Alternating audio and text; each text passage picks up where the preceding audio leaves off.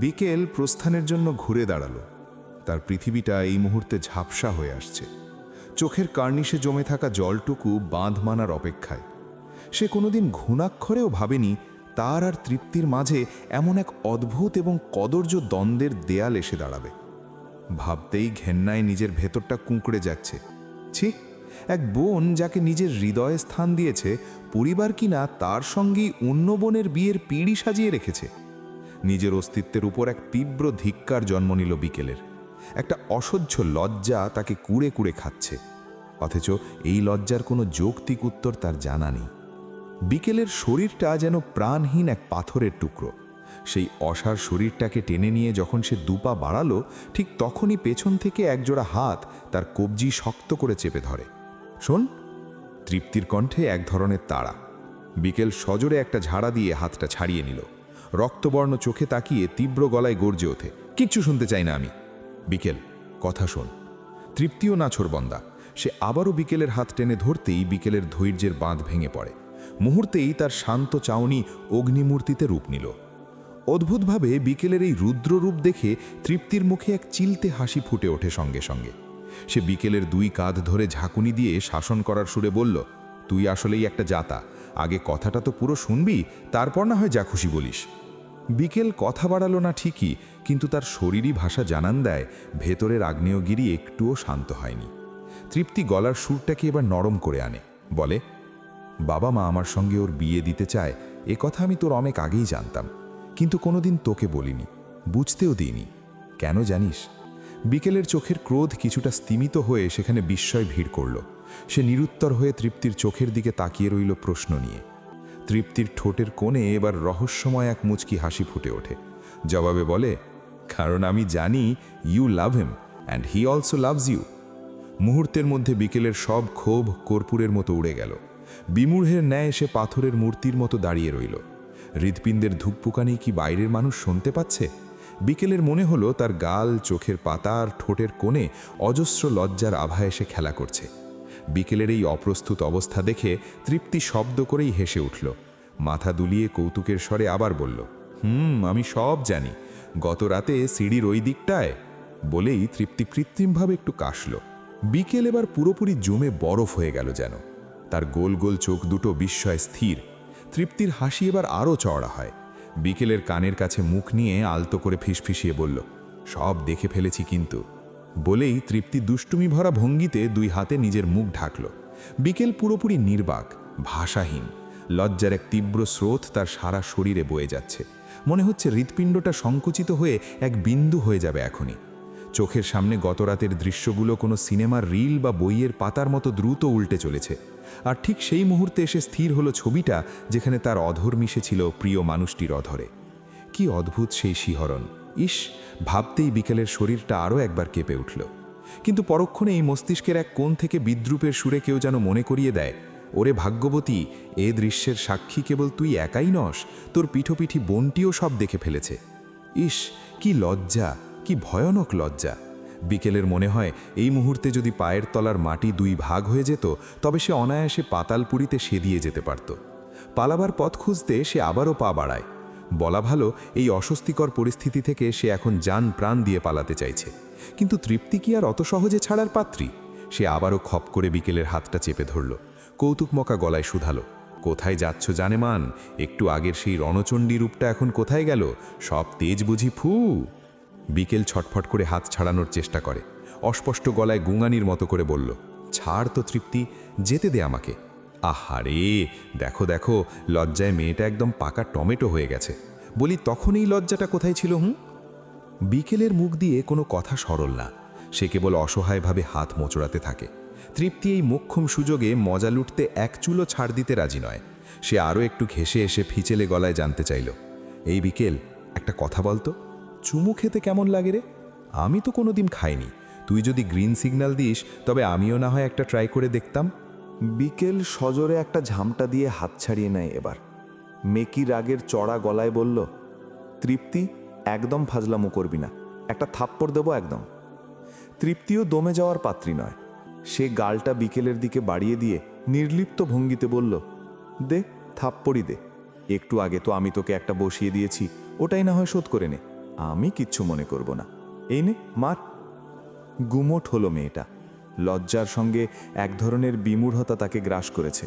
সে ধরা গলায় বলল, একদম ভালো হচ্ছে না তৃপ্তি, তুই বেশি ফাজলামো করছিস।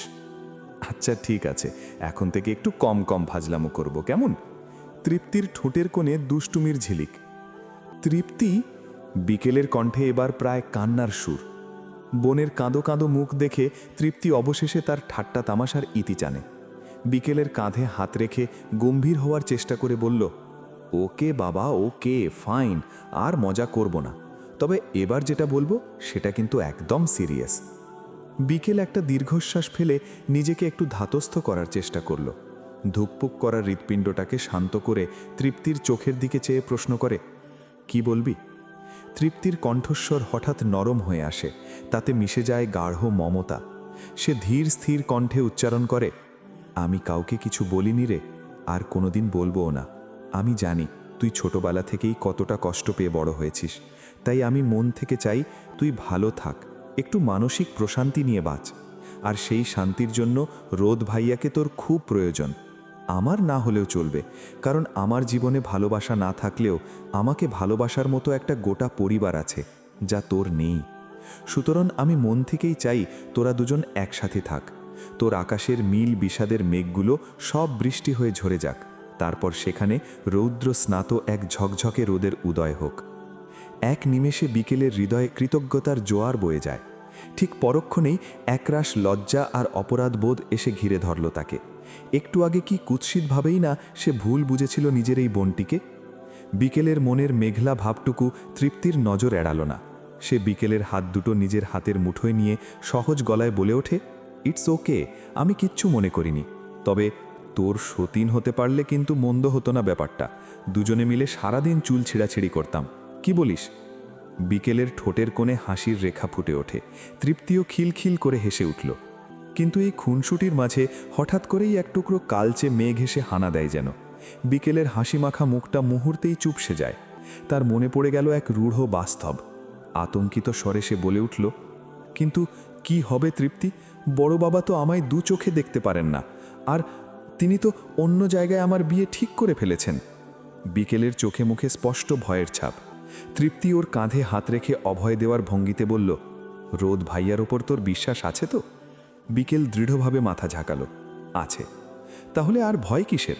প্রেমে একটু বাধা না এলে তার পূর্ণতায় কোনো মজা নেই রে। তুই শুধু প্রস্তুত থাক, যত ঝড় তুফানি আসুক ভাইয়ার হাতটা শক্ত করে ধরে থাকবি। দেখবি উনিই তোকে সাঁতরে পার করে দেবেন 7 সমুদ্র 13 নদী। বিকেল বিস্ময় আর আশা নিয়ে অস্ফুট স্বরে শুধল, সত্যি বলছিস? তৃপ্তি বিকেলের চোখের দিকে তাকিয়ে অবিচল গলায় উত্তর করে, আমি তোকে কোনোদিন মিথ্যে বলিনি, আজও বলছি না। 5 বার রিং হওয়ার পর ফোনটা তুলল ওপাশ থেকে নবাবজাদা। মনে মনে শব্দটা আওড়ে বিকেল। গলার স্বর মোটা করে বলে, হ্যালো। ঘুম জড়ানো কণ্ঠস্বরে রোদ্দুরকে তখন অসম্ভব মাদকীয় মনে হয়। মনে হয় এই কণ্ঠ শুনলেই নেশা হয়ে যেতে পারে যে কারো। ছলকে ওঠে হৃৎপিণ্ডের রক্ত। মানুষটা ঘুমুচ্ছে। হ্যালো, মর্নিং জান। এক চিলতে হাসি ফুটে উঠল বিকেলের অধরে। যত রাগ ক্ষোভ ছিল নিমিষেই হাওয়া হয়ে যায় বিকেলের। ফোন হচ্ছিল না দেখে ভেবেছিল একটা বোকাই দিয়ে দেবে ভালো রকমের, কিন্তু এখন অদ্ভুতভাবে অশ্লীল একটা কাজ করতে ইচ্ছে করছে ওর। বেশরমের মতো আরও একবার ওই অধর জোড়ার ছোঁয়া পেতে খুব করে মন চাইছে তার। চোখের সামনে আবারও দৃশ্যটি ভেসে ওঠে। বিকেল চোখ বুজে ঠোঁট কামড়ায়। তাকে নীরব থাকতে দেখে ওপাশের গম্ভীর কণ্ঠস্বরটি বলে ওঠে আবারও, কি চুপ কেন মহারানী? বিকেল মনে মনে 3 বার মাশাল্লাহ পড়ে। প্রিয় মানুষের প্রতি প্রিয় মানুষেরই নজর লাগে সবচেয়ে বেশি। তারপর ফুঁ দেয়, যেন ফোনের ওপাশে থাকা মানুষটার গায়ে গিয়ে পড়ে তা। আওড়ায় ধীরস্থির স্বরে, কোথায় আপনি? গুঙিয়ে ওঠে রোদ্দুর। আড়মোড়া ভাঙার শব্দে উচ্চারণ করে, কেন মিস করছেন নাকি? আবারও ঘোর লেগে যায় বিকেলের। থেমে থেমে বিড়বিড়ায়, বয়ে গেছে। তাই সরব হলো গলা। তাহলে রেখে দিলাম। এই না, ছটপট করে ওঠে মেয়েটা। হাসল রোদ্দুর অস্পষ্টভাবে। ভ্রু নাচিয়ে প্রশ্ন ছড়ে, কেন মিস তো করছেন না, তাহলে ফোন কেন? লজ্জায় চিবুক নত করে আওড়ায় বিকেল, মিস না করলে বুঝি ফোন দেওয়া যাবে না? না, যাবে না। সবাই বুঝি মিস করলেই ফোন করে আপনাকে? করে তো, জেরিন, তারিন, ফারিন, আরহিন। এরা কারা? আমার ফ্রেন্ড। কেমন ফ্রেন্ড? ক্রাশ টাইপ ফ্রেন্ড মানে? ভ্রু কুচকে যায় বিকেলের। এবার একটু নড়ে চড়ে শক্ত হয়ে ওঠে ও। ওপাশের মানুষটা যে হেসে কুটি কুটি হচ্ছে তা বোঝে না ওর ছোট্ট মস্তিষ্কখানা। মানে ওরা আমার প্রতি ক্রাশড অ্যান্ড আমি ওদের ফ্রেন্ড ভাবি, সো দুটো মিলিয়ে ক্রাশ টাইপ ফ্রেন্ড।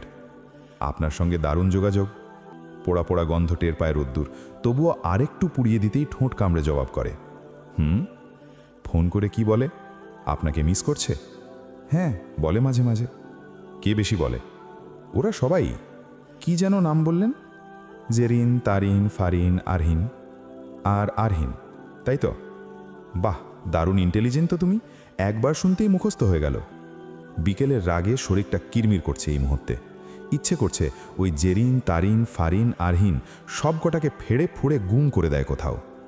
বিকেল গলার স্বর গমগমে করে তুলল, বলল, রাখছি। কেন? ঠোঁট চেপে হাসি আটকায় রোদ্দুর। এমনি, আমি তো মিস করছি না, তাই আমি ফোন ধরে রাখবো কেন? তাই বাই বাই। তাহলে কে ফোন করবে আমায়? যারা মিস করে।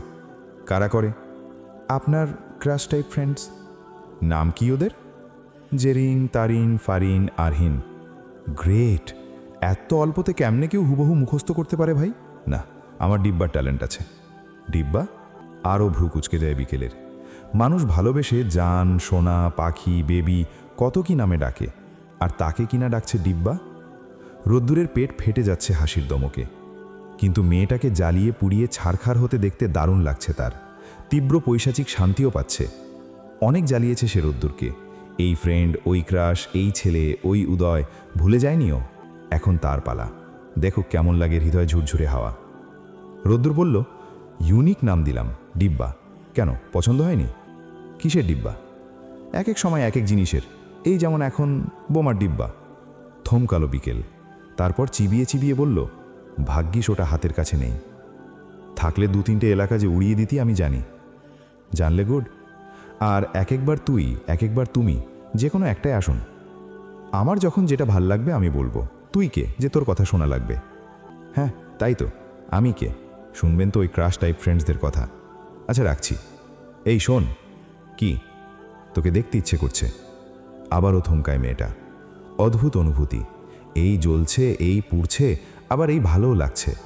কিন্তু তাকে জ্বালিয়ে নিজে শান্তিতে থাকবে বিকেল তা হতে দেবে? কখনো না। তাই বলল, আমাকে দেখা লাগবে কেন? আমার ইচ্ছা। আপনার ইচ্ছা আমি মানতে যাব কেন? কারণ ইচ্ছেটা আমার, আর তুইও আমার। এত সুন্দর করে বলল, তবুও পাত্তা পেল না কথাটা। বিকেল পাল্টা জবাবে ছুড়ে দিল, আর ওই জেরিন, কারিন, ফারিন, আরহিন হয়েছে তো, বাদ দে না। একদম না। বিকেল? Zerin? BKAAL। Tarin? BKA। Farin? BKIL। আরহিন? হেসে ফেলল রোদ্দুর। হেসে ওঠে বিকেল নিজেও। দুই হৃদয়ের ছন্দময় হাসিতে বিকেলের মনের আকাশে জমে থাকা সব বিষাদের মেঘ মুহূর্তেই কেটে গেল। কিন্তু হাসির রেশটুকু মিলিয়ে যেতেই তার চোখের কোণ দুটো ভিজে উঠল অবাধ্য জলে। বিকেলের মনে পড়ে যায়, বুঝ হওয়ার পর থেকে তার জীবনের খেরাখতা জুড়ে আনন্দঘন মুহূর্তের বড্ড আকাল ছিল। স্কুল জীবনে সহপাঠীরা যখন হইচই করে বনভূমিতে যেত, সে তখন ঘরে একা জানালার গ্রিল ধরে তাকিয়ে থাকত। সবার সঙ্গে অভিভাবক থাকলেও তার সাথে যাওয়ার মতো কেউ ছিল না। পেরেন্টস মিটিংয়ে বাবা যেতেন সবার শেষে, তাও যদি খুব জরুরি কিছু হতো তবেই। বাবার এই উদাসীনতা আর অবহেলার দেওয়ালটুকু দেখেই সে বড় হয়েছে, আর ধীরে ধীরে জেনেছে এই পৃথিবীতে মায়ের মতো কেউ হয় না। আর সেই অমূল্য রত্নটি যখন তার নেই, তখন অন্য কারো কাছে সুখের আবাদার করা বিলাসিতা ছাড়া আর কিছু নয়। তাই একসময় সে একা একাই হাসতে শিখল, রাগকে কন্ট্রোল করতে জানল, কান্নাগুলোকেও গোপন সিন্ধুকে জমা করতে বুঝল। অথচ আজ তার সমস্ত সত্তা যেন এক আশ্চর্য মায়ায় এই মানুষটির সঙ্গে মিশে গেছে। তার হাসিতে হাসতে ইচ্ছে করে, তার রাগে রাগতে ইচ্ছে করে, এমনকি তার সামান্য ব্যথায় বিকেলের মন বাড়িতে হাহাকার শুরু হয়। সব কিছুর মাঝেও রবের কাছে অজান্তেই এক দীর্ঘশ্বাস বেরিয়ে আসে বিকেলের। যদি শেষ পর্যন্ত মানুষটি তার ভাগ্যে নাই থাকে, তবে সূচনায় কেন এত রঙিন স্বপ্ন বুনবার অধিকার পেল সে? ফোনের ওপাশে বিকেলকে হঠাৎ নিশ্চুপ হতে দেখে রোদ্দুরের বুকের ভেতরটাও একটু মোচড় দিয়ে ওঠে। সামনে নেই, তবু মেয়েটার নিঃশ্বাসের ওঠানামা সে দিব্যি অনুভব করতে পারে। ভালোবাসায় দূরত্ব বলতে কোনো শব্দ নেই, হতে পারে না, কারণ প্রিয় মানুষটার বসবাসী হয় হৃৎপিণ্ডের সিংহাসনে। রোদ্দুর ধীর স্বরে ডাকল, কান্নার ডিব্বা। বিকেল ভেজা গলায় সংক্ষেপে সাড়া দেয়, চোখ দুটো আগে মোছো। বিকেল অবাক হয়ে হালকা হাসল। আপনি বুঝলেন কি করে?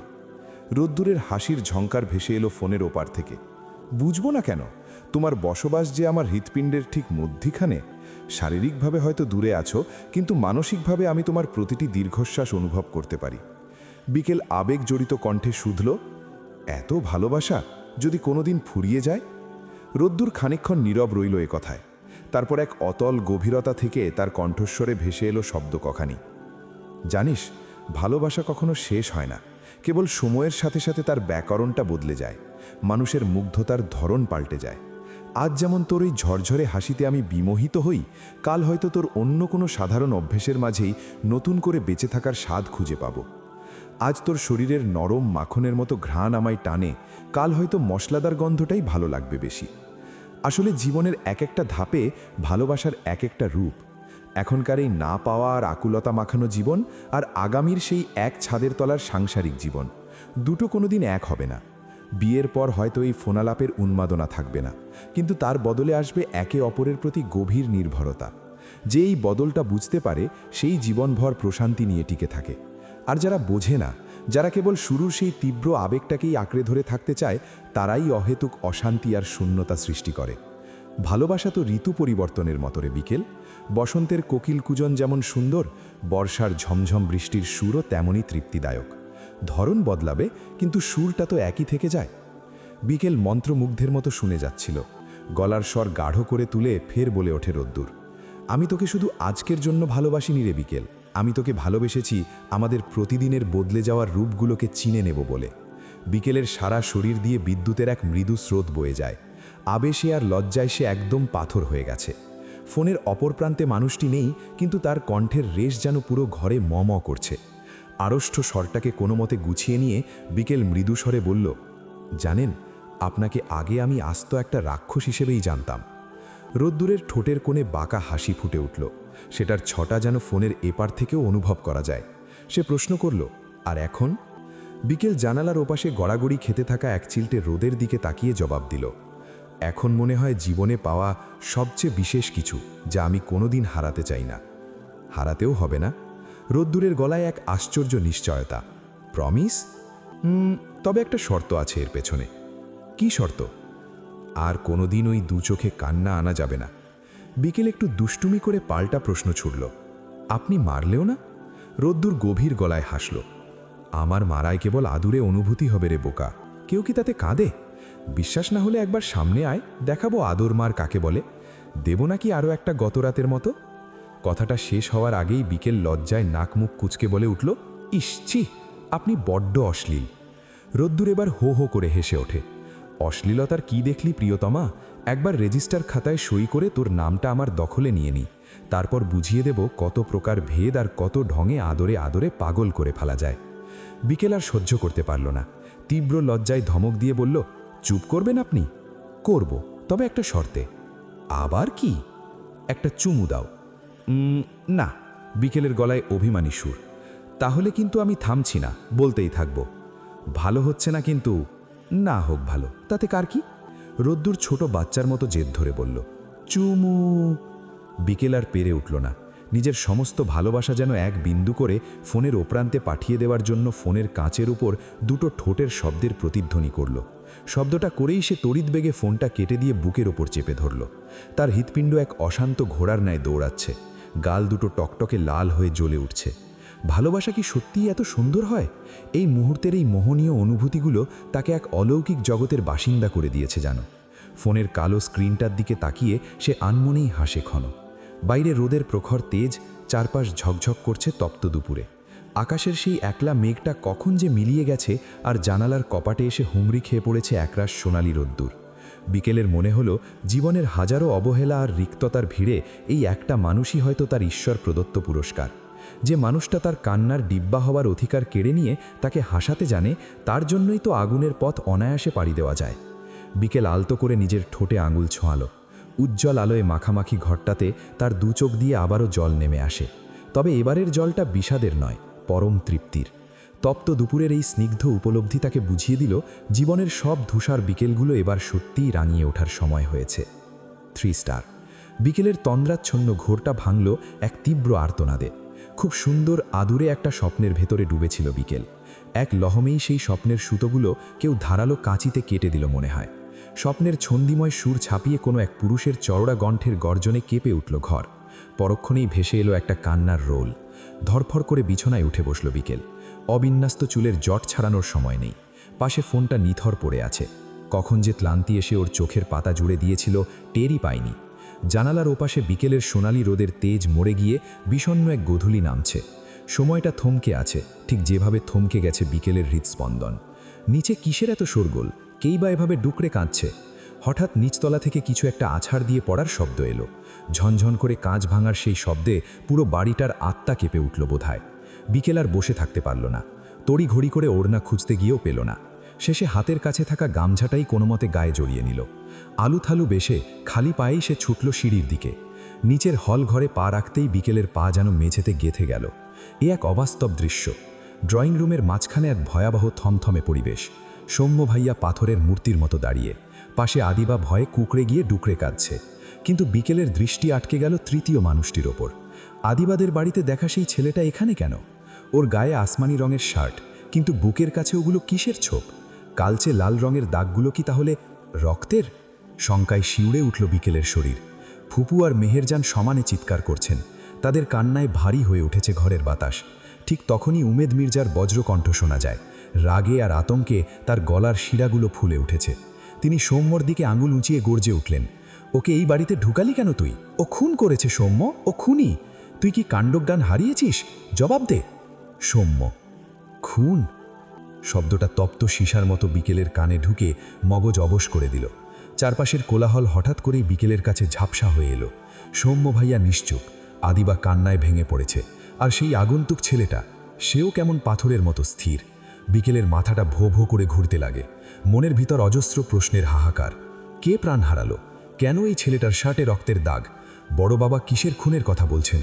এক শান্ত অপরাহ্ন মুহূর্তেই যেন বিভীষিকায় পরিণত হয়।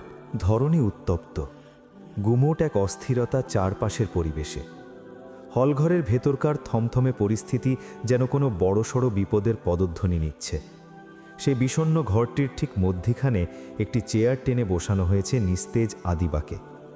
মুহূর্তকাল আগে মেয়েটি যখন জ্ঞান হারিয়ে লুটিয়ে পড়তে নিচ্ছিল, ঠিক তখনই সৌম্যের অতন্দ্র হাত দুটো আগলে নেয় তাকে।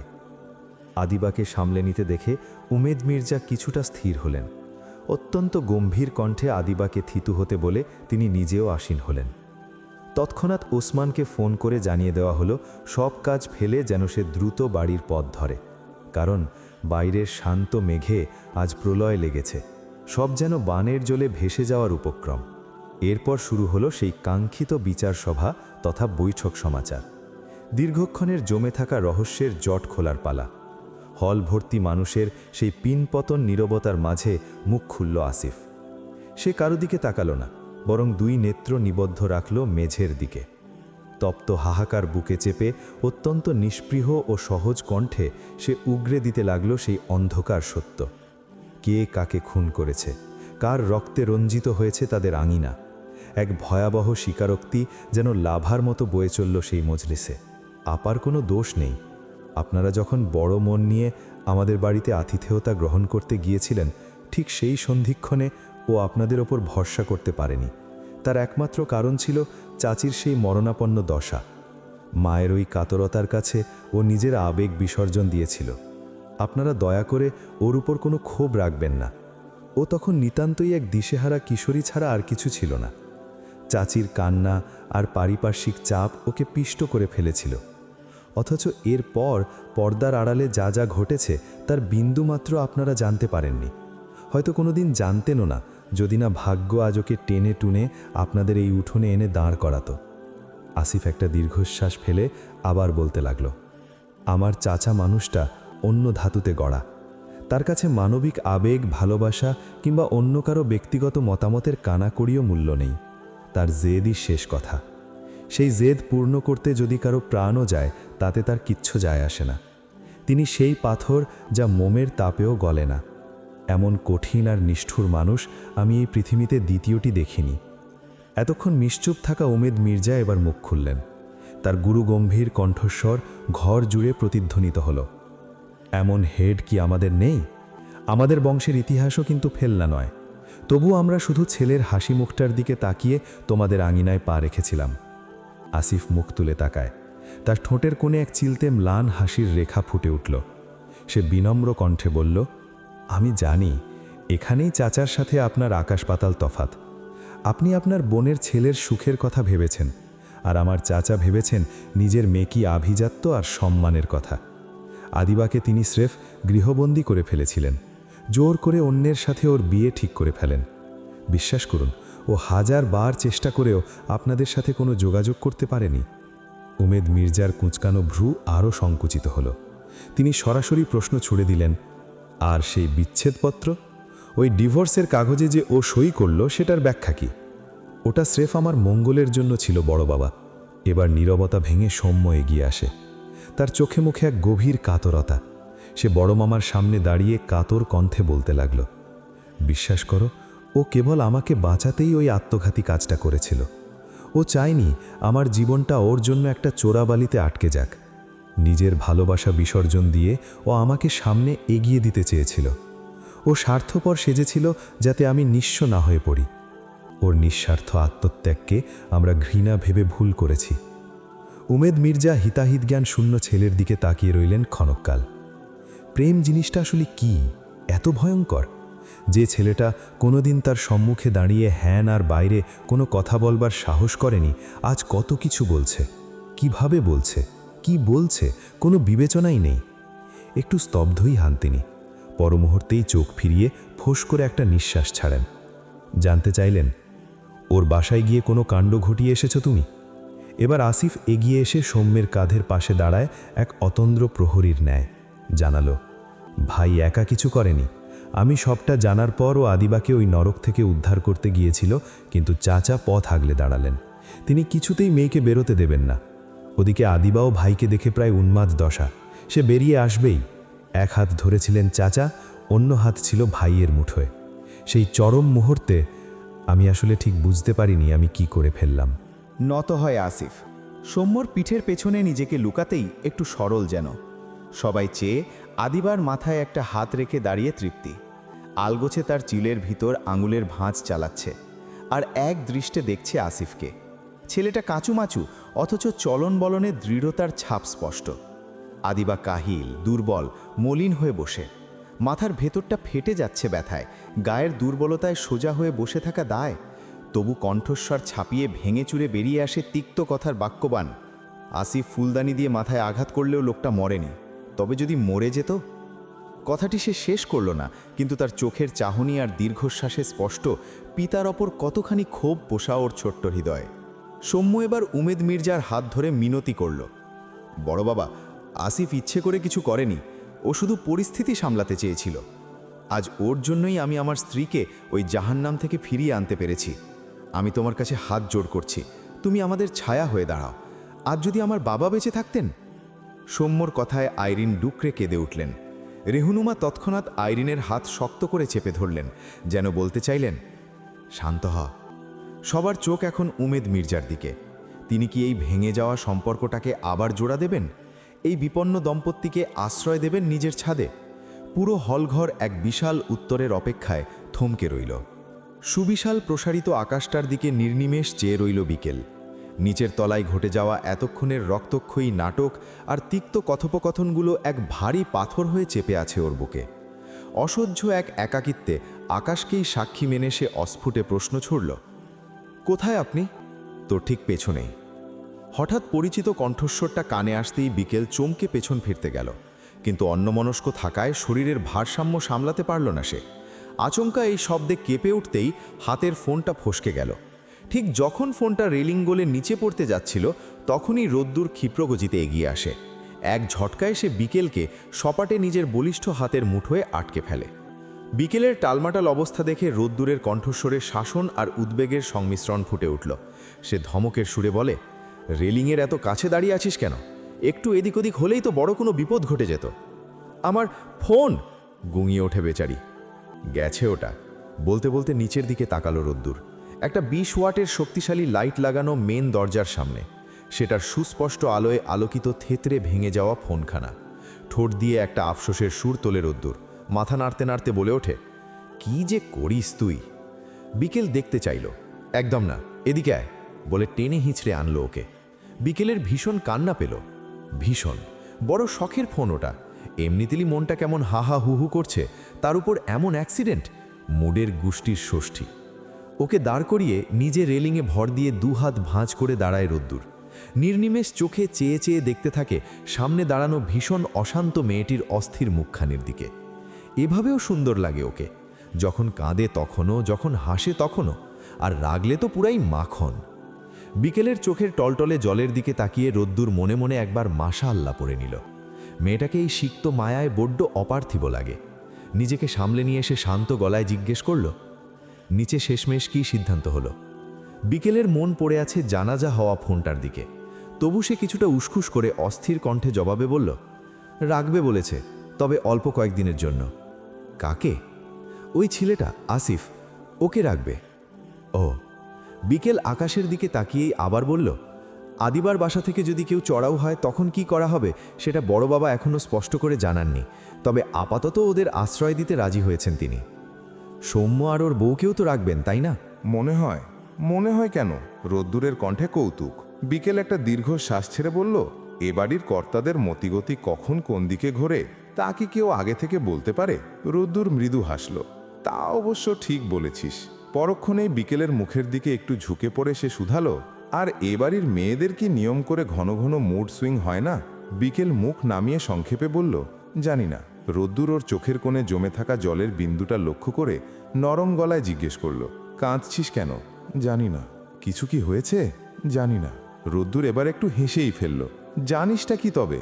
বিকেল এবার ধরা গলায় আবারও সেই একই উত্তর দিল, তাও জানি না। বলতে বলতে ভ্যা করে কেঁদেই ফেলল মেয়েটা। রোদ্দুর চমকায়, আবার ভালোও লাগে। আদুরে গাল দুটো ফুলে উঠেছে, টস টস করছে। টেনে লাল করে দেওয়ার জন্য হাতটা নিষ্পিস করছে তার। তবে তা না করে একটু কাছাকাছি টেনে নিল মেয়েটাকে এবং লক্ষ্য করল ওর শরীরটা বরফের মতো ঠান্ডা হয়ে এসেছে। রোদ্দুর চোখ পাকালো সঙ্গে সঙ্গে। সোয়েটার ছাড়া ছাদে উঠছিস কেন? বিকেল ঠোঁট কামড়ে কান্না আটকানোর আপ্রাণ চেষ্টা করছে এবং মনে মনে উত্তরটা গুছিয়েও নিচ্ছে বোধহয়। বুঝতে পেরে রোদ্দুর ফটাফট বলে ওঠে আবার জানি না বললে ধাক্কা দিয়ে এখান থেকে ফেলে দিব। বিকেল মুচড়ে ওঠে, গোঙায়। একা একাই এগিয়ে এসে ভীষণ সাহসে রোদ্দুরের বুক পাঁজরের ছোট্ট খরগোশ ছানার ন্যায় ঢুকে যাওয়ার জন্য আপ্রাণ কসরত করে। রোদ্দুর অবাক হয়। ঠোঁটের কোণে ফুটেও ওঠে একটা নাই নাই হাসি। মেকি রাগী স্বরে শুধায়, না নিব না, তুই আমার একটা কথা শুনিস না, সর। বলে মৃদু ধাক্কায় মেয়েটাকে সরিয়ে দিতেই ফুপিয়ে ওঠে বিকেল। কোনটা শুনি না? জানতে চাইল ভাঙা স্বরে। রোদ্দুর হাসি চেপে ফিচেল গলায় বলে, জানি না। তাহলে বললে কেন আমি তোমার কথা শুনি না? তাও জানি না। রোদ ভাইয়া, সেটা আবার কে? জানি না। আয় আয় আয়া করে কান্না জুড়ে দিল মেয়েটা। রোদ্দুর হেসে ওকে খলখল সুরে টেনে নেয় বাহু ধরে ওকে, আয় এদিকে, কিউটের ডিব্বা। তারপর শক্ত করে আঁকড়ে ধরে ওকে। বিকেল মিশে যায় বলিষ্ঠ পুরুষের শক্ত দেহখানির জমিনে। হৃদয়ের আঙিনায় মিশিয়ে দেয় নিজের সবটুকু উত্তাপ। শুষে নেয় ওম, ছড়িয়ে দেয় প্রেমের ঘ্রাণ। ধীরে ধীরে শান্ত হয়ে আসে সে। রোদ্দুরও নিশ্চুপ, শুধু অনুভব করছে এই মুহূর্তটাকে। ধীর লয়ে বাতাস বয়ে চলে, অথচ দুজনার মধ্যিখানিতে ঢুকবার এক চিলতে ফাঁকও নেই। হয়তো ব্যর্থ হয়েই বাতাস গতিপথ বদলায়। উত্তরের বদলে এবার দক্ষিণে বইতে শুরু করে। কিছু সময় কেটে যায় এই আবেশের জের ধরেই। তারপর একসময় নীরবতাকে ভাঙতেই নড়ে চড়ে উঠে ছোট্ট প্রাণটা। রোদ্দুর হাতের বাঁধন হালকা করে, সরে না বিকেল। মাথাটা বুক থেকে তুলে কাঁধের ওপর ফেলে কানের কাছে মুখ নিয়ে বিড়বিড়ায়, ভালো লাগছে না জানো, কিছুই ভালো লাগছে না আমার। ফোনের জন্য? জানতে চাইল রোদ্দুর। কিনে দিব, আমি আছি। একদণ্ড চুপ থেকে শুধায়ও, সেটা না। তবে আবারও একখণ্ড সময়কে মৌনতার নামে গ্রহণ করেও। ইতস্তত করছে, বলবে কি না, কি রিয়াকশন হবে ওর, ভালো কি খারাপ। ঘরবাড়ি ভর্তি ঝামেলা ঝঞ্ঝাল, ওর জন্য আরও না বেড়ে দাঁড়ায়। অপেক্ষায় ক্লান্ত হয়ে রোদ্দুর বলে ওঠে ফের, কি হলো বলো, কি বলতে চাইলে? কিছু না, মাথা তোলে। বিকেল দুহাতে গলা জড়িয়ে ধরে আছে তখনও। হঠাৎ বলে ওঠে, এই সময়গুলো দীর্ঘ হোক। রোদ্দুর হাসে, আমিন বলে সেও। বিকেলও হাসল, কিছুটা সরে এলো। রেলিংয়ে 2 হাত রেখে ভর দিয়ে দাঁড়ালো। আকাশের বুক জুড়ে নিকষ কালো আধারের চাদর মোড়ানো। সেই কালচে নীলের গায়ে দু একটা তারা রূপালী বিন্দুর মতো ফুটে উঠেছে। কোনো চাঁদ নেই, তবু এক অদ্ভুত প্রশান্তি মাখানো সেই শূন্যতায়। বিকেল দীর্ঘশ্বাস ফেলে ডাকল, শুনুন। রোদ্দুর ওর ঠিক পাশেই এসে দাঁড়ালো। পকেট থেকে একটা সিগারেট বের করে ধরিয়ে নিয়ে নির্লিপ্ত গলায় বলল, হুম। বিকেল আকাশের আঙুল তুলে বলল, চাঁদ ছাড়াও আজকের আকাশটা কত সুন্দর দেখেছেন? চারিদিকে কোনো জোছনা নেই, রূপালী মায়া নেই, তবুও আকাশটা নিজের মতো করে কত পূর্ণ। রোদ্দুর ধোঁয়া ছেড়ে বিকেলের দিকে একবার দেখে। বিকেলের কণ্ঠে লুকিয়ে থাকা বিষণ্ণতাটুকু ওর নজর এড়ালো না।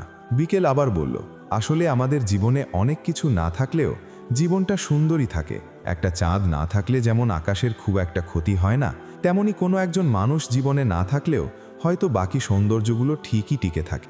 রোদ্দুর সিগারেটটা ঠোঁটে চেপে ধরে হাসল, তারপর খুব নিচু স্বরে বলল, তোর ওই কাব্যিক হিসেবে একটা বড় ভুল আছে বিকেল। বিকেল অবাক হয়ে তাকালো। রোদ্দুর আকাশের দিকে তাকিয়ে বলতে শুরু করলো, আকাশে কোটি কোটি তারা ফোটে, ভোরে সূর্য ওঠে, মেঘেরা পাল উড়ায়, সবই সত্যি।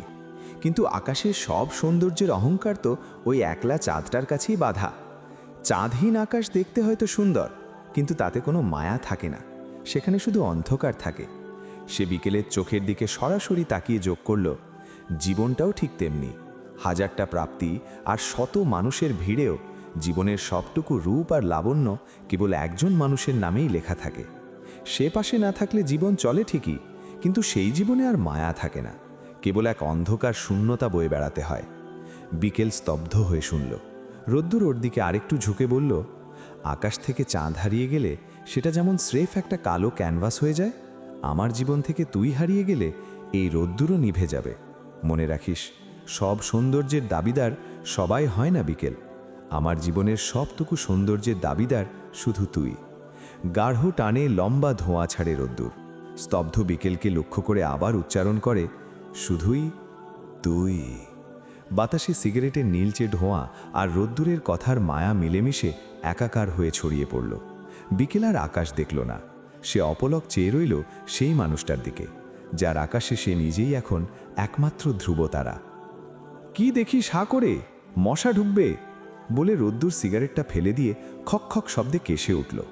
বিকেলের ভ্রম ভাঙে, ব্যতিব্যস্ত হয়ে ওঠেও। কি হলো?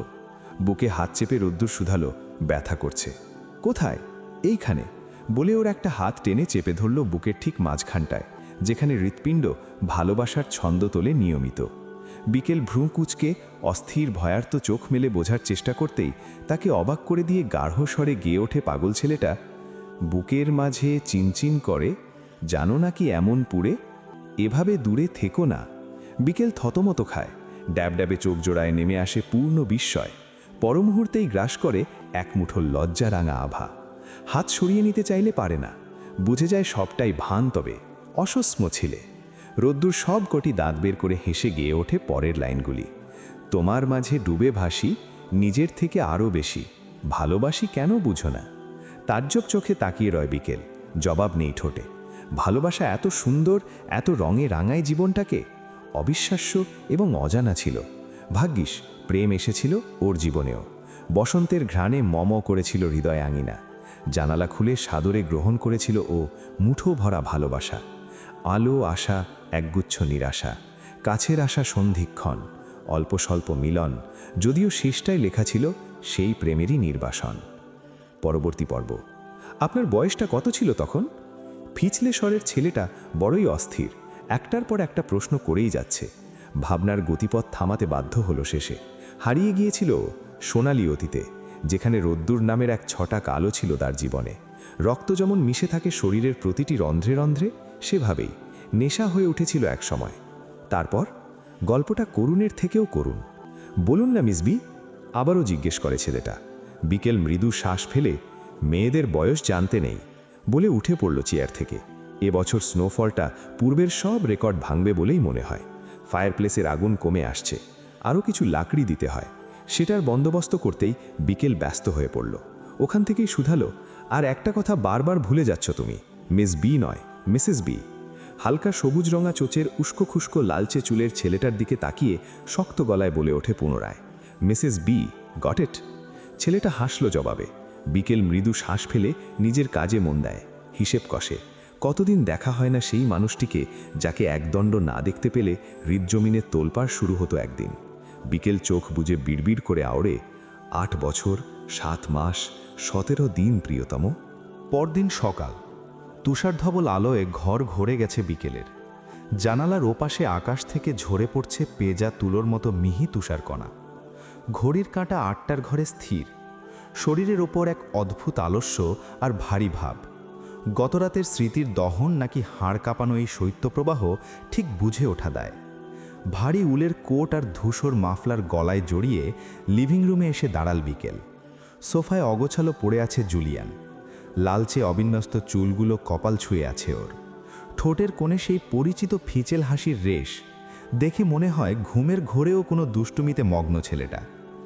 আইরিশ এই ছেলেটা স্থাপত্যবিদ্যার পাঠ নিতে এদেশে এলেও বিকেলের নির্লিপ্ত চাউনি আর রহস্যময় চোখের অতলেই ওর আগ্রহ বেশি। স্থাপত্যের নকশার চেয়ে বিকেলের মনের মানচিত্র খুঁড়তেই ওর যত আনন্দ।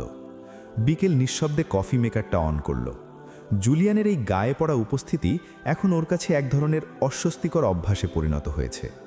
ঘরের নিস্তব্ধতা ভেঙে কফি মেকারের ঘর ঘর শব্দ ওঠে। জানালার বাইরে ধূসর আকাশ, সেদিকে তাকিয়ে অন্যমনস্ক হয়ও। দরজা খুলে বাইরে পা রাখতেই কনকনে হাওয়া চাবুকের মতো আছড়ে পড়ল মুখে। সেন্ট মেরিজ চার্চের পথটা আজ বড্ড অচেনা লাগছে। দুপাশের পাইন গাছগুলো বরফের ভারে কুঁজো হয়ে দাঁড়িয়ে আছে মূর্তির মতো। ধবধবে সাদা এই পথে বিকেলের বুট জুতোর মচমচ শব্দ ছাড়া আর কোনো প্রাণের স্পন্দন নেই। 15 মিনিটের নিরবিচ্ছিন্ন হাঁটা শেষে দৃশ্যমান হলো চার্চের সেই প্রাচীন গথিক মিনার। পাথুরে দেয়ালে বরফ আর শ্যাওলার মিতালি। ভেতরে ঢুকতেই নাকে এলো ওল্ড চার্চের সেই বিশেষ ঘরাণ, মোম আর শতাব্দী প্রাচীন কাঠের মিশেল। কোনো ক্লাস নেই আজ, নেই শিশুদের কোলাহল। হলঘরের এক কোণে সিস্টার আগাথাকে দেখা যাচ্ছে। শুভ্র পোশাকে ঢাকা বৃদ্ধার মুখাবয়বে বছরের পর বছর ধরে জমা হওয়া প্রশান্তি। বিকেল এগিয়ে গেল। সিস্টার আগাথা মৃদু হেসে চাইলেন ওর দিকে। ঈশ্বর তোমার মঙ্গল করুন, এই বরফ ঠেলে আসার কি খুব প্রয়োজন ছিল? জবাবে ম্লান হাসল বিকেল। অফিসিয়াল কিছু কাজ আছে সিস্টার, আর পেইং গেস্টের ব্যাপারে একটু আলাপ ছিল আপনার সাথে। সিস্টার ওর চোখের ভাষা পড়তে চাইলেন। শান্ত গলায় বললেন, চলো আমার অফিসে বসে কথা বলি। সিস্টার আগাথার ছোট অফিস ঘরটি পাইন কাঠের সুবাসে আমোদিত। টেবিলের ওপর রাখা বাইবেল আর একগুচ্ছ শুকনো ল্যাভেন্ডার। জানালার বাইরে ধূসর আবৃত গোরস্থানটা ধূসর মলাটের কোনো বিষণ্ণ ছবির মতো স্থির হয়ে আছে। সিস্টার আগাথা তামাটে রঙের একটা সিরামিক কাপে গরম পানীয় এগিয়ে দিলেন বিকেলের দিকে। জুলিয়ানের উপর তুমি বড্ড ত্যাক্ত, তাই না বারবি? সিস্টারের কণ্ঠে মায়ার প্রলেপ। বিকেল চায়ের কাপে চুমুক না দিয়ে জানালার ওপাশে তাকিয়ে রইল। স্বরে ঝরে পড়ল এক ধরনের ক্লান্তিকর বিরক্তি। সিস্টার, জুলিয়ান ছেলেটা খারাপ নয়, কিন্তু ওর একরোখা স্বভাবটা আমার নিঃশ্বাস বন্ধ করে দিতে যথেষ্ট। আমি ওকে স্পষ্ট বলেছি আমি বিবাহিত, অথচ ও সেটাকে একটা সস্তা নাটক মনে করে। ওর চোখের চাউনিতে যে গায়ে পড়া অধিকারবোধ দেখি, তা আমাকে প্রতিনিয়ত দহন করে। ও মনে করে আমার একাকিত্ব মানেই আমি কারোর জন্য অপেক্ষা করছি, যে আর ফিরে আসবে না। আমার ঘরের পবিত্রতা, আমার নিভৃত স্মৃতিগুলোকে ওর চটু লালাপ আর ফিচেল হাসি দিয়ে প্রতিদিন কলুষিত করছে। আমি এমন একজন পেইং গেস্ট চাই সিস্টার, যে দেয়ালের ওপাশে থেকেও অদৃশ্য থাকবে, যার কোলাহল আমার নির্জনতাকে ক্ষতবিক্ষত করবে না। সিস্টার আগাথা একটা দীর্ঘশ্বাস ফেলেন। টেবিলের ওপর রাখা বিকেলের ফ্যাকাশে হাতটার ওপর নিজের কুচকানো হাতটা রাখলেন তিনি। পরম মমতায় বললেন, এভাবে আর কতদিন বাড়বি? বয়স তো কম হলো না। তুষারপাতের এই দেশে একাকিত্ব খুব ভয়ঙ্কর ব্যাধি। তোমার এখন সেটেলড হওয়া প্রয়োজন। জীবনটা তো বয়ে যাওয়ার জন্য, থমকে থাকার জন্য নয়। বিকেল সিস্টারের চোখের দিকে চাইল। চোখের কোণে খেলা করছে ধ্রুবজ্যোতি। জলহীন স্বরে দৃঢ়ভাবে শুধালো, সেটেলড বলতে আপনি কি বোঝাতে চাইছেন সিস্টার? আবার কারোর ঘরণী হওয়া? আবার নতুন করে কাউকে চেনা? আমার জীবনে তো ভালোবাসা আছেই। সে হয়তো কয়েক হাজার কিলোমিটার দূরে, হয়তো এক অন্ধকার কুঠুরিতে, অথবা কোনো অচিন দেশে, কিন্তু সে তো আছে। আমার তো এক মুহূর্তের জন্য মনে হয় না আমি একা। একটু থেমে বুক ভরে শ্বাস টানে বিকেল। পুনরায় আওড়ে চলে, ভালোবাসা কি কেবল শরীরী উপস্থিতি সিস্টার? মানুষটা একদিন আমায় বলেছিল, মন থেকে কাউকে ভালোবাসলে সে কোনোদিন দূরে সরে যায় না, তখন নিঃশ্বাসে মিশে থাকে। বিশ্বাস করুন, এই হাড় কাঁপারও শীতে যখন আমি একা বিছানায় শুই, আমি ওর গায়ের ঘ্রাণ পাই। যখন খুব বিপদে পড়ি, মনে হয় কেউ একজন অদৃশ্য থেকে আমার মাথায় হাত রাখল। 8 বছর 7 মাস 18 দিন ধরে আমি ওকে ছাড়া এক মুহূর্তও কাটাইনি। ও আমার রন্ধ্রে রন্ধ্রে মিশে আছে। যে মানুষটা আমার আত্মায় মিশে আছে, তাকে ছাড়া আমি অন্য কাউকে নিজের জীবনে জায়গা দেব কিভাবে? ওটাই তো আমার একমাত্র ধ্রুবতারা। বিকেলের কথাগুলো ঘরের দেয়ালের গায়ে প্রতিধ্বনিত হয়। সিস্টার আগাথা অবাক হয়ে এই তরুণীর অটল বিশ্বাসের দিকে তাকিয়ে রইলেন। এই বস্তুবাদী পৃথিবীতে এমন আদিম আর বিশুদ্ধ প্রেম বিরল। সিস্টারের চোখে এক ফোঁটা জল চিকচিক করে ওঠে সহসা। তিনি উঠে এসে বিকেলের মাথায় পরম স্নেহে হাত বুলালেন। তোমার বিশ্বাস বড় অটল, বারবি।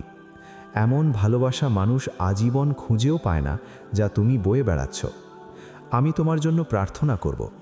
আমার ঈশ্বর তোমার সহায় হন, তোমার প্রতীক্ষার অবসান হোক, অথবা এই প্রতীক্ষাই যেন তোমাকে পরম শান্তি দেয়। বিকেল চোখ বুজে আশীর্বাদ গ্রহণ করে। ওর মনে হলো কয়েক হাজার মাইল দূর থেকে ঠিক এই মুহূর্তেই কেউ একজন ওর কপালে সেই পুরনো উষ্ণ চুমুটি এঁকে দিল চুপেচাপে। সেন্ট মেরিজ চার্চের নিস্তব্ধ ঘরটিতে আবেগের পারদ যখন চুঙ্গে, ঠিক তখনই দরজায় সজোরে করাঘাত পড়ে। অস্থির পায়ে ভেতরে ঢুকলেন তরুণী সিস্টার ক্লারা।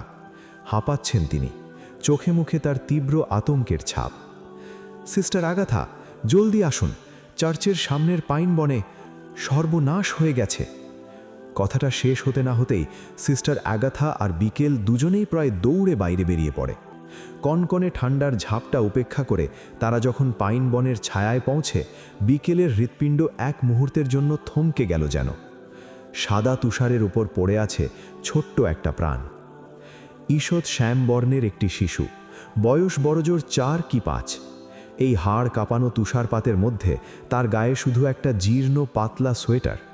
শিশুটির টানা টানা বড় বড় চোখ দুটো ভয়ে পাথর হয়ে গেছে, কাঁপছে থরথর করে।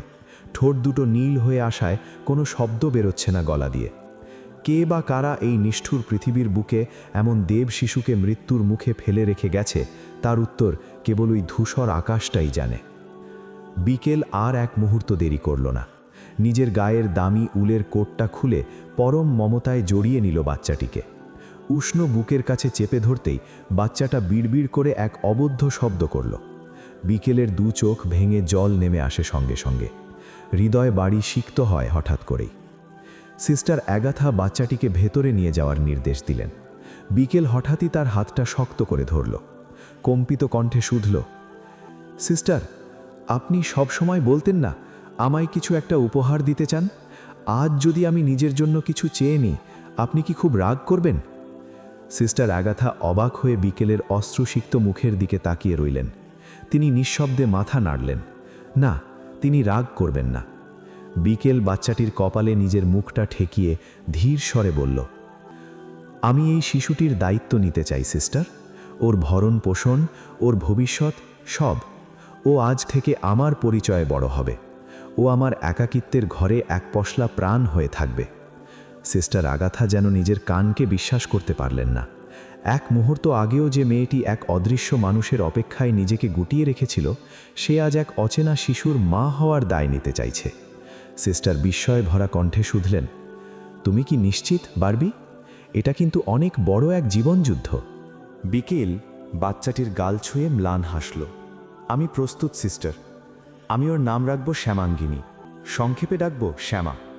সিস্টার আগাথা ভ্রু কুচকালেন। বিদেশি এই নামটির উচ্চারণ আর গাম্ভীর্য তার কাছে একেবারেই অচেনা। তিনি দ্বিধাভরে জানতে চাইলেন, শ্যামাঙ্গিনী, এই নামের অর্থ কি বারবি? বড্ড অদ্ভুত শোনাচ্ছে যে। ছোট্ট দেবশিশুটির ঘন পাপড়িদয় যেন এক বিষণ্ণ সন্ধে নামায়। সেদিকে নির্নিমেষ চেয়ে থেকে বলে ওঠে ও, it means the dark beauty or the golden dusky one, sister. In my language, it describes someone with the complexion of a beautiful late afternoon or a dark cloud that brings rain to a thirsty land. It represents the elegance of the night and the strength of the earth. Sister Agatha মন্ত্রমুগ্ধের মতো শুনলেন। নামের ব্যাখ্যাটা যেন এই শিশুটির শান্ত চোখের চাউনির সাথে মিলেমিশে এক হয়ে গেল। তিনি বিকেলের কাঁধে হাত রেখে বললেন, তবে তাই হোক, ঈশ্বর হয়তো এই পাইনবনের তুষারেই তোমার জীবনের নতুন বসন্ত লিখে রেখেছিলেন। আজ থেকেও তোমারই, শ্যামাঙ্গিনী। বিকেল বাচ্চাটিকে বুকে জড়িয়ে চার্চের ভেতরে হাঁটতে শুরু করল। ওর মনে হলো অদৃশ্য মানুষটি দূর থেকে হাসছে আর বলছে, তুই পেরেছিস বিকেল, তুই ভালোবাসাকে ছড়িয়ে দিতে পেরেছিস। শ্যামার কচি হাতের স্পর্শ বিকেলের গলার মাফলারে আটকে থাকতেই চার্চের ধূপসোদা গন্ধ আর তুষারপাতের ঝাপসা দৃশ্যটা হঠাৎ মিলিয়ে গেল। চারপাশটা যেন দ্রুত পাল্টে যেতে শুরু করে। বরফের শীতলতা হারিয়ে গিয়ে সেখানে জেকে বসল এক মায়াবী ওম। স্মৃতিপট বদলে গিয়ে উন্মুক্ত হলো অতীতের সেই সোনালি জলরঙা পাতা। অতীত। চারপাশে মাইলের পর মাইল বিস্তৃত সবুজ ঘাসের গালিচা। মাথার ওপর অসীম নীল আকাশটা আজ বড্ড নিচু হয়ে এসেছে যেন। পরন্ত বিকেলের সূর্যটা টকটকে লাল আভা ছড়িয়ে দিগন্তে বিলীন হওয়ার অপেক্ষায়। সেই মায়াবী আলোয় চারপাশটা দেখতে অপার্থিব, স্নিগ্ধ, কোমল। বিকেল শুয়ে আছে রোদ্দুরের চওড়া বুকের ওপর। কান পাতলেই শোনা যাচ্ছে তার পরিচিত হৃৎস্পন্দন, যা বিকেলের গোটা পৃথিবীটা নিয়ন্ত্রণ করে। ঘাসের সতেজ ঘ্রাণ আর রোদ্দুরের শরীরের আদিম নেশা ধরানো সুবাস মিলেমিশে একাকার হয়ে গেছে। আকাশের বুক চিরে এক ঝাঁক পাখি উড়ে যাচ্ছিল ঘরের টানে। সেদিকে অনিমেষ চেয়ে থেকে বিকেলের মনে হয়, সময়টা যদি ঠিক এই বিন্দুতেই থমকে যেত, বেশ হতো। ওর চুলগুলো অবাধ্য কিশোরীর ন্যায় উঠছে, আবার আছড়ে পড়ছে প্রেমিকের মুখে চোখে। বেশ লাগছে রোদ্দুরের প্রেমময় ভাব। রোদ্দুর সাহসা আঙুল চালিয়ে দিল বিলির ভাঁজে। গাঢ় গলায় ডাকল, বিকেল, কি ভাবছিস? বিকেল ধ্যানমগ্ন ছিল। রোদ্দুরের ডাকে উঠে বসল ঝটপট। তার দিকে ফিরেছে, গালে এক হাত চেপে ধরে শুধল, ভাবছি তুমি কেমন করে এলে আমার জীবনে। রোদ্দুরও নয়ে পাশ ফেরে, এক হাতে মাথাটা ভর রেখে দাঁত বের করে হাসল, বলে, পা পিছলে চলে এসেছি। তাই তাই তো, না হয় তোর মতো পাগলের সাথে থাকে কে? ভেবেছিল রেগে যাবে মেয়েটা, কিন্তু না, ভাবুক গলায় বলল উল্টো, তা ঠিক, আমার মতো লাগাম ছাড়া ঘোড়ায় দড়ি টানা সবার কম্য নয়। তার মানে আমার অনেক ট্যালেন্ট বলছিস, তাই তো? মানুষটার ঝিলিক দেওয়া চোখ দুটিতে তাকিয়ে বিকেল সম্মতি প্রদান করে, বলছি। পরমুহূর্তেই আবার ভাবনায় ডুবে পড়ে ও। রোদ্দুর বুঝতে পারে না বললেও। ছেলেটা যে এমনই, কিছু প্রকাশ করতে হয় না, তার আগেই সব পড়ে ফেলে। কিভাবে, কোন জাদুতে, কে জানে। হ্যাচকাটানে নিজেকে সরিয়ে মাথাটা ছেড়ে দেয় বিকেলের কোলের ভেতর। চমকায় বিকেল, কেঁপে ওঠে ঈষৎ, তারপর হাসে মৃদু। এক হাতে পাগলটার সিল্কি চুলে হাত বোলাতে থাকে। রোদ্দুর অনুভব করে, তৃপ্তি পায়। তারপর গাঢ় গলায় শুধালো, যা হবে দেখে নেওয়া যাবে, এত চিন্তা করে হবেটা কি? বুকের মাঝে দোল খাচ্ছিল উত্তরের বাতাস। হঠাৎ করেই বন্ধ হয়ে গেল এ কথায়। আকাশ জুড়ে উড়ে এলো একদলা কালো মেঘ। এরা ঝুম বৃষ্টি নামাতে চায় না, চায় ঝড় তুলতে। বিকেলের বুকের ভেতরটা হু হু করে উঠছে। কয়েকটা দিন মাত্র বাকি, তারপর এই মানুষটা পাড়ি দেবে 7 সমুদ্র 13 নদীর ওপারে। ভাবতেই ওর দম বন্ধ হয়ে আসে। হৃৎপিণ্ডটা কেউ যেন শক্ত হাতে মুছড়ে দেয়। রোদ্দুরের মুখের ওপর নিজের মুখটা নামিয়ে আনেও। এক ফোঁটা জল গড়িয়ে টুপ করে পড়ে প্রিয়তমের ঠোঁটের কোণে। দেরি করে না রোদ্দুর, অশ্রু ফোঁটাটি শুষে নেয় সংকোচ ছাড়াই। তারপর প্রিয়তমার মনের অবস্থাটা বুঝতে পেরে বিকেলের থুতনি ধরে মুখটা আলতো করে উঁচিয়ে ধরে। ওর অশান্ত গভীর চোখে তাকিয়ে শাসন মেশানো আদুরে গলায় বলতে থাকে, একদম মন খারাপ করবি না। আমি না থাকা মানে এই নয় যে আমি নেই। সাবধানে চলবি সবসময়। একা একা ওই নদীর পারে বিকেলের পর আর একদম যাবি না, মনে থাকবে? আর হ্যাঁ, পড়াশোনাটা ঠিকঠাক করবি। সামনেই কিন্তু অ্যাডমিশন। সবার সাথেই হেসে খেলে কথা বলবি, কিন্তু কেউ যদি একটু বেশি স্মার্টনেস দেখাতে আসে বা উল্টোপাল্টা কথা বলে, তবে চুপ করে থাকবি না একদম। কড়া করে যোগ্য জবাবটা দিয়ে দিবি। পারবি না? বিকেলের 2 চোখ বেয়ে নোনা জল গড়িয়ে পড়ে স্রোতহীন ঝর্ণার ন্যায়। রোদ্দুরের কথাগুলো ওর কানে তীরের মতো এসে বিঁধে। অভিমানে ভেতরটা রিরি করে উঠল। ও ঝট করে রোদ্দুরের উপর থেকে মাথা সরিয়ে নেয়। কপালের সামনে দিয়ে পড়া একগোছা চুল কানের পেছনে সরাতে সরাতে তেড়া গলায় বলে, না, পারবো না, আমি কিচ্ছু করব না। আমি ওই নদীর পাড়েই যাব, রাত পর্যন্ত বসে থাকব, পড়াশুনো একদম করব না, বই ছুঁয়েও দেখব না আমি, আর কারোর সাথেও মিশব না, সারা দিন ঘরের কোণে বসে থাকব, কিচ্ছু খাবো না, দেখব তুমি কি করো। রোদ্দুর মৃদু হাসে তাতে। আবার বিকেলকে নিজের কাছে টেনে নিতে চাইল, কিন্তু বিকেল ওর হাতটা ঠেলে সরিয়ে দেয়। উঠতে চাইলে রোদ্দুর ডেকে ওঠে, কেন সরাচ্ছিস? শোন পাগলি, একদম পাগলি বলবে না। বিকেলের গলায় গাঢ় অভিমান আর জেদ মাখামাখি। তুমি তো চলেই যাচ্ছ, যাওয়ার পর কি তোমার মনে থাকবে এই বিকেলের কথা? ওখানে গিয়ে তো সুন্দর সুন্দর সব মেয়েদের সাথে ঘুরবে, আমায় তো পাত্তাই দেবে না। যাও না, এখনই চলে যাও। রোদ্দুর হো হো করে হাসলো এবারে। বিকেলের গাল দুটো টিপে দিয়ে বলল, তুই তো আস্ত একটা কার্টুন। পরপরই গলার স্বরে চিরচেনা মাদকতা মিশিয়ে ধীরস্থিরভাবে গভীর কণ্ঠে জানালো, ওই নীল আকাশটা যেমন সূর্যের আড়ালে গিয়েও হারিয়ে যায় না, আমিও তেমন তোর থেকে দূরে গিয়েও হারাবো না। চোখের আড়াল হলেই মনের আড়াল হয় না। কিছু মানুষের জন্মই হয় আরও কিছু মানুষের হৃদয়ে চুপটি করে ঘাপটি বাড়ার জন্যে, যেমন তুই। আমার প্রতিটি নিঃশ্বাসে তুই থাকবি। নিজেকে আর ধরে রাখতে পারল না বিকেল। রোদ্দুরের শার্টের কলারটা খামচে ধরে ওর কাঁধে মাথা রাখল। চোখের জলে নাকের জলে একাকারি করে দিয়ে রাগী স্বরে বলল, তুমি বড্ড খারাপ, কেন যেতে হয় তোমার? আমাকে কার কাছে রেখে যাচ্ছ তুমি? রোদ্দুর ওর চুলে একটা দীর্ঘ চুমু ঠেয়ে ফিসফিস করে শুধালো, তোর নিজের কাছেই তোকে রেখে যাচ্ছি সোনা। তুই বড় হবি, শক্ত হবি। মনে রাখবি, এই পৃথিবীর কেউ তোকে ছোট করতে পারবে না যদি তুই নিজে নিজেকে ছোট না করিস। একটু থেমে আবার যোগ করল, কি বুঝতে পারছিস? একরোখা গলায় প্রত্যুত্তরে বলে ওঠে মেয়েটা, পারছি না। আবার তেড়ামি? রোদ্দুরের ভুরু কুঁচকে যায়। এবার সে একটু শক্ত হলো। বিকেলকে নিজের থেকে সরিয়ে মুখোমুখি বসাতেই কেঁপে উঠল হৃদজমিন। এভাবে কাঁদে কেউ? এই কান্না চোখ জোড়া সঙ্গে করে নিয়ে যাবে রোদ্দুর? এক চিলতে হাসি কি নিতে পারবে না? নরম হলো রোদ্দুর, মায়া জেগেছে মনে। বিকেল ফোঁসফোঁস করছে, ফোপাচ্ছে, আবার রাগ দেখিয়ে কান্না আটকানোর চেষ্টা করে বেশি জোরে কেঁদে ফেলছে। হাসি পেল ছেলেটার, একই সঙ্গে অসহায়ও লাগলো খুব। বিদেশ বিভুঁইয়ে যাওয়ার সিদ্ধান্ত আজকের নয়, অনেক বছর আগের, যখন প্রথম কলেজে উঠেছিল ছেলেটা। কথা দিয়েছিল বাবার হাত ধরে, উচ্চশিক্ষায় শিক্ষিত হবে সে। মির্জা পরিবারের বড় ছেলের দায়িত্বের এক কণা ভাগ অবমূল্যায়ন হতে দেবে না কিছুতেই। সেই কথার জের ধরেই আজ বিদায় ঘণ্টা বেজেছে। যেতে যে হবেই। তবে এবার শুধু নিজের জন্যেই না, এই পাগলিটার জন্যেও। তাকে ভালো রাখতে, ভালো ভবিষ্যৎ দিতে, পৃথিবীর সব সুখ তার পায়ের সামনে এনে রাখতে। কিন্তু এভাবে কাঁদলে কি যেতে পারবে রোদ্দুর? সম্ভব? কান্নার তোড়ে বিকেলের দু চোখ ভিজে একাকার।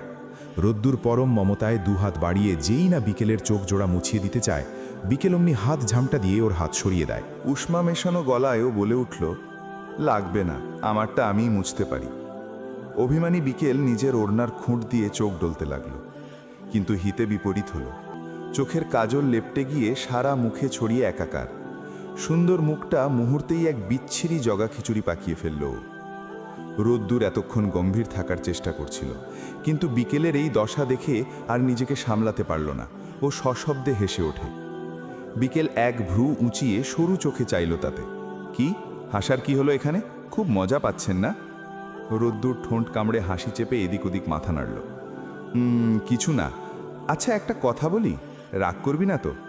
বিকেল ভেংচি কেটে বলল, কি বলেন? শোন। রোদ্দুর বেশ গাম্ভীর্য নিয়ে শুরু করলো। বিজ্ঞানে পড়েছি মানুষের আদিজাত নাকি বানর বা হনুমান থেকে এসেছে, কিন্তু তোকে দেখে আমার ধারণা বদলে যাচ্ছে।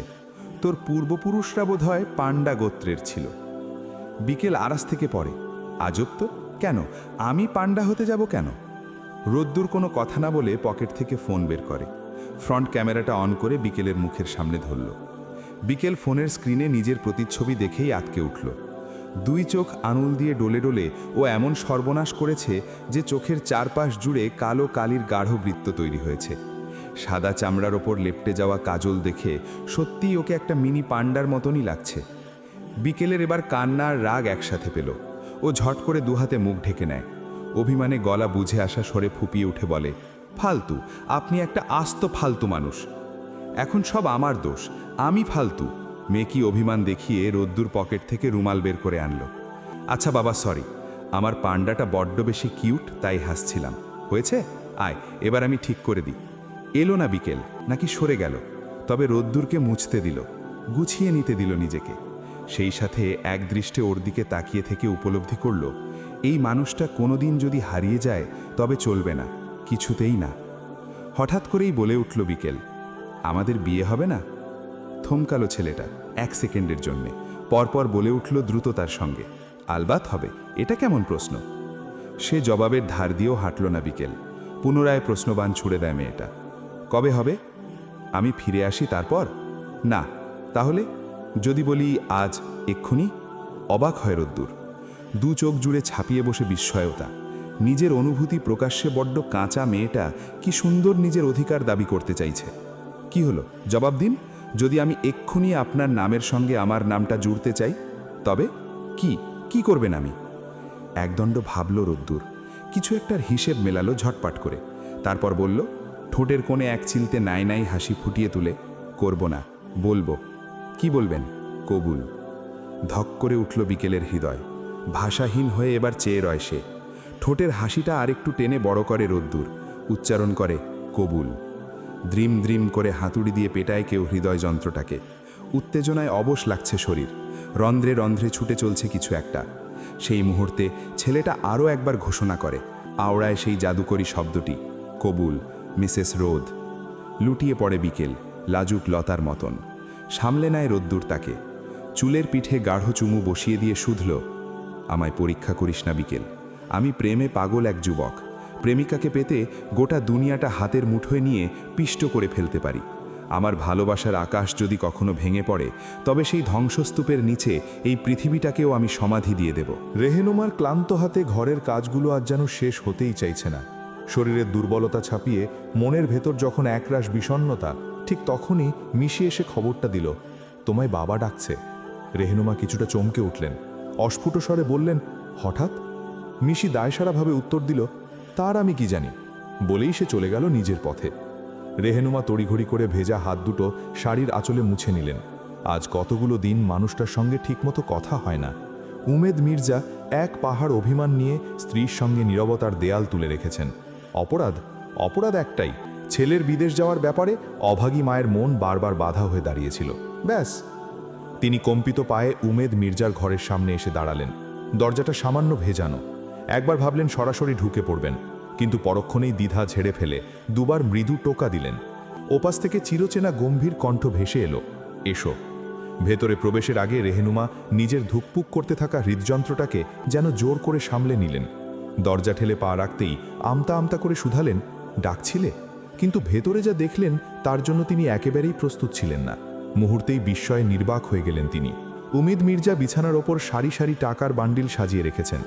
এত টাকা একসঙ্গে রেহেনুমা এর আগে কোনোদিন দেখেননি। তাদের বিশাল কিং সাইজ বিছানাটার প্রায় পুরোটাই এখন নগদ টাকার বান্ডিলে ঢাকা পড়ে গেছে। বিস্ময় কাটিয়ে কোনো মতে রেহেনুমা অস্ফুট স্বরে বললেন, এসব কি? উমেদ মির্জা স্ত্রীর হতভম্ব চোখ মুখ দেখে মুচকি হাসলেন। এসো রেনু, এদিকে এসো, ডাকলেন কোমল কণ্ঠে। আরও চমক খেলেন তিনি। জড় পদার্থের ন্যায় টেনে টেনে পা দুটি এগিয়ে নিয়ে চললেন কেবল। স্বামীর পাশে দাঁড়িয়ে একবার নিগূঢ় চোখে বিছানার ওপরটা দেখে তারপর তার চোখের তারায় চোখ রাখলেন। চাউনিতে বিস্ময় নিয়ে শুধালেন, এত টাকা? উমেদ মির্জা স্ত্রীর হাত দুটো ধরে বিছানার ওপর বসিয়ে দিলেন। রেহেনুমা জড় পদার্থ যেন, কিংবা কোনো কাঠপুতলি, স্বামীর নির্দেশ মোতাবেক বসে পড়ল। সঙ্গে সঙ্গে শরীর জুড়ে বয়ে গেল এক অদ্ভুত বৈদ্যুতিক শিহরণ। সহ্য করতে না পেরে আবার উঠে দাঁড়ালেন তিনি। কণ্ঠে অসম্ভব আশ্চর্য নিয়ে জানতে চাইলেন পুনরায়, এসব কি? এত টাকা কোথায় পেলেন আপনি? উমেদ মির্জা ভ্রু যুগল কুঁচকে ফেললেন। চোখে মুখে মেকি রাগ নামিয়ে বললেন, এই জন্য ভালো লাগে না তোমাদের স্ত্রী স্বভাব, খালি প্রশ্ন আর প্রশ্ন। এত টাকা জীবনে একসাথে দেখেছ কোনোদিন রেনু? রেহেনুমা এপাশ ওপাশ মাথা নাড়লেন। দেখিনি। কণ্ঠে তীর তীর করে কাঁপন টের পাওয়া যায়। কি ব্যাপার, তুমি কি ভয় পাচ্ছ নাকি? কাঁপাকাঁপি করছো কেন? উমেদ মির্জা হেসে বললেন, কালো টাকা ভাবছ? অন্যায় পথে কামিয়েছি? না, এগুলো সব তোমার স্ত্রীর হক আর সঞ্চয়। রেহেনুমা আরও অবাক হলেন। ভারী আঁখি পল্লব দুটি বারক কয়েক ঝাপটে বিস্ময় প্রকাশ করে শুধালেন, আপনি এত সব কিছু কবে, কখন? তোমার না বলে বিছানার উপর বসলেন উমেদ মির্জা। তারপর আচানক বাচ্চাদের মতো শুয়ে পড়লেন টাকার ওপর। চোখের চাউনিতে অন্য কিছুর আভাস। রেহেনুমা শিউরে উঠিয়েন কেন জানো। এই উমেদ মির্জাকে তিনি চিনতে পারছেন না। একে দেখাচ্ছে একজন অপ্রকৃতস্থ মানসিক ভারসাম্যহীন মানুষের মতন। জানো রেনু, আশ্চর্য রকমের শীতল কণ্ঠে বলতে শুরু করলেন তিনি, আমার বাবার কিন্তু অনেক টাকা পয়সা ছিল না। সম্বল বলতে এই বাড়িটাই ছিল শেষ ভরসা। আমার মা এই যে এত খিটখিটে মেজাজের, অথচ আমি তাকে কখনো কিছু বলি না। কেন বলি না জানো? কারণ চোখের সামনে আমি আমার মাকে অসম্ভব ভাতের কষ্ট করতে দেখছি। বাবা তো দুদিন পর পর এই আমাদের সবাইকে একসঙ্গে রেখেই হাওয়া হতেন। কি খাবো, কি করব, একে তো ঢাকা শহর, উপরন্তু আশপাশের মানুষের সঙ্গেও আমাদের আহামরি মিল মহব্বত ছিল না। বাবার কারণেই, তার খিচমিচ স্বভাবের কারণে আমাদের সঙ্গে, বিশেষ করে মায়ের সঙ্গে কারোই সখ্যতা ছিল না। ঘরে চাল নেই, বাজার নেই, মা কিভাবে যে কি করতেন আমি ওসব ভাবতেও পারি না জানো। অথচ মানুষ মনে করত আমাদের অনেক টাকা, অনেক। এই এত বড় বাড়ি, জমিদারি গোছের, বাবা চলতেনও ঠাট বাট বজায় রেখে। কার সাধ্যি বোঝে পকেটের পয়সাও ফুটো। যখন বুঝতে শিখলাম, নিজের কাছেই প্রতিজ্ঞা করলাম, একদিন আমার অনেক টাকা হবে, অনেক। এত যে আমি যে টাকায় শুয়ে গড়াগড়ি খাবো, মায়ের সব কষ্ট দূর করে দেব, আমার পরিবারকে আর যাই হোক ভাত কাটড়ের কষ্ট হতে দেব না কিছুতেই। আমার সন্তানেরা মানুষের মতো মানুষ হবে, মাথা উঁচু করে চলবে ওরা, যেভাবে আমার বাবা চলতেন। পার্থক্য থাকবে এইটাই যে তার পকেট শূন্য থাকলেও আমার সন্তানেদের পূর্ণ থাকবে। উমেদ মির্জার দুই চোখ ভরে এসেছে জলে। রেহনুমা এতদিনকার চেনা পরিচিত মানুষটার আজ এই রূপ দেখে বিস্মিত। কথা সরছে না মুখ দিয়ে, নাকি নড়তে পারছেন তিনি। পা দুটো কেউ পেরেক দিয়ে গেঁথে দিয়েছে বোধহয়। এক চুল পরিমাণ নড়বার ক্ষমতা নেই। চেয়ে চেয়ে দেখছেন আধ পাগল একজন মানুষকে, শুনছেন তার প্রলাপ বাক্যগুলি। উমেদ মির্জা দুই হাতে যতগুলো বান্ডিল তোলা যায় তুললেন, তারপর ছুঁড়ে মারলেন শূন্যে। চোখ বন্ধ করে কান দিয়ে শব্দ শুনলেন। ধাম ধাম করে পড়ছে টাকার বান্ডিল তোষকের ওপর। কি সুন্দর ছন্দ! এর চেয়ে মধুর সুর আর কিছু কি পৃথিবীতে আছে? উমেদ মির্জা উঠে বসলেন হঠাৎ, চোখ জোড়া ডলে নিলেন। রক্তের ন্যায় লাল দেখাচ্ছে তা। রেহনুমার সম্বিত ফেরে। তিনি কিছু একটা খুঁজতে খুঁজতে বলতে লাগলেন, চোখে কি পড়ল আবার? টিস্যু বক্সটা কোথায়? উমেদ মির্জা হাত ধরে টেনে তাকে থামিয়ে নিজের পাশে বসান। স্ত্রীর বিমূর্ত মুখখানা মেপে নিয়ে বলেন, খুশি মনে যেতে দাও, যা হয় হতে দাও, আর বাধা দিও না রেনু, দোহাই তোমার, আমাদের দিন ফিরছে। প্রত্যুত্তরে কি বলবেন তিনি ঠিক ঠাহর করতে পারলেন না। কেবল ফ্যাল ফ্যাল নেত্রে চেয়ে রইলেন স্বামীর মুখপানে। উমেদ মির্জা বলে উঠলেন আবারও, 3 দিন মাত্র, এরপর তুমি তোমার ছেলেকে তুমি হাসি মুখে বিদায় দিবে। ওর মন টলানোর চেষ্টা করবে না, একদম না। যদি করো, আমি ওয়াদা করছি তুমি আমাকে আর কোথাও খুঁজে পাবে না। সঙ্গে সঙ্গে স্বামীর মুখটা চেপে ধরলেন তিনি, দুধারে মাথা নাড়ালেন। এরকম কখনো বলবেন না। তাহলে ওয়াদা দাও, আমি যা বলবো, যা করব, তাই তুমি মেনে নিবে। কিন্তু রোদ্দুর যে। স্ত্রীকে থামিয়ে দিলেন তিনি। ঘাড় নেড়ে শান্ত গলায় বললেন, আমি জানি, আর তুমিও জানো আমি কথা দিয়েছিলাম। বিনিময়ে আমার মান, সম্মান, সম্পদ অনেক কিছুর বিসর্জন দিতে হবে। তাই কি চাও আমি ছোট হই? রেহনুমা অস্থির চিত্তে দুই ধারে মাথা নাড়ান ঝটপট। চাই না, বললেন তিনি। পরমুহূর্তেই উসখুস করে জানালেন, কিন্তু ওর খুশিটাও তো দেখবেন আপনি। দেখব বলেই এই সিদ্ধান্ত নিলাম। দূরে যাবে, ভুলে যাবে, ভালো থাকবে, এবং একদিন ঠিকই বুঝতে পারবে আমি ওর ভালো বই খারাপ চাইনি কখনোই। তুমি শুধু তাই করবে যা আমি বলবো। আমার কথার বাইরে একটা কথাও যেন উত্তর থেকে দক্ষিণ না হয়, মনে রেখো। উমেদ মির্জা উঠে দাঁড়ালেন। আলমারি খুলে কিছু কাগজপত্র বের করে খুব মন দিয়ে দেখার ভান করতে লাগলেন, যদিও তার উদ্দেশ্য আসলে অর্থহীন। ওদিকে রেহনুমা পাথরের মতো নিথর হয়ে বসে আছেন। বাইরের জগতের কোনো স্পন্দন তাকে ছুতে পারছে না। তার মানসপটে কেবল বিকেলের মায়াবী মুখখানি বারবার ভেসে উঠছে। মেয়েটিকে তার ভীষণ মিষ্টি লাগে, কিন্তু ভাগ্যের কি এক নির্মম পরিশ্বাস। এক পাশে আভিজাত্যের লড়াই, আর অন্য পাশে সম্পদের মোহ। এই দুইয়ের জ্যাতাকলে পিষ্ট হয়ে মেয়েটিকে আবারও পুরনো হৃদয় ভাঙা যন্ত্রণা বুকে চেপেই বিদায় নিতে হবে বুঝি।